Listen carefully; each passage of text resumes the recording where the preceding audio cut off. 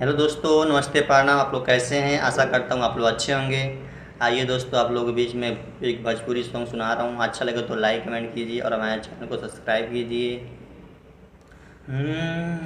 शिव लेखा काटतिया गोरे गोरे गलिया, शिव लेखा काटतिया गोरे गोरे गलिया।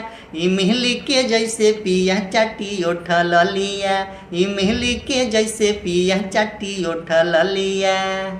खट्टा मीठा टेस्ट दी दोनों है गगलिया, खट्टा मीठा टेस्ट दी दोनों है गगलिया। कि इमली के जैसे पिया चाटी उठा लिया, इमली के जैसे पिया, इमली के जैसे पिया चाटी उठा लिया।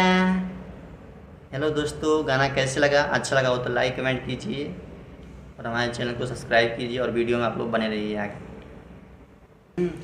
काहे बूझी न प्यार के भाषावाजी, आई चूसी जमाने के रसावाजी। तनी फेरी ये बलम करवटियाना, आज कदी रंगीन सारी रतियाना।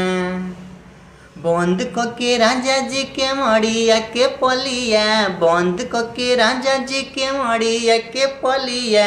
इमली के जैसे पिया चाटी उठा लिया, इमली के जैसे पिया चाटी उठा लिया।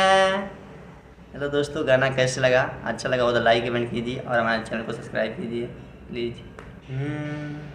कहीं केकरा से करिया सजी, आई बन के चिपक जाइला सजी। मानी बतियो हमार मोहरे राजा जी, सुनी रहो भेटाई खूबे माजा जी। कमलेश शंभुजनी बनी जे बवलिया, मेहरी के कदी पिया आज खुश हलिया। कि इमली के जैसे पिया चाटी उठा लिया, इमली के जैसे पिया चाटी उठा लिया।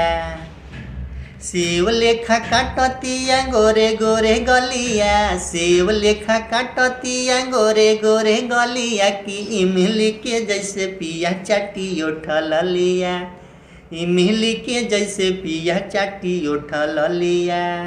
खट्टा मीठा टेस्ट दी दोनों है गगलिया, खट्टा मीठा टेस्ट दी दोनों है गगलिया।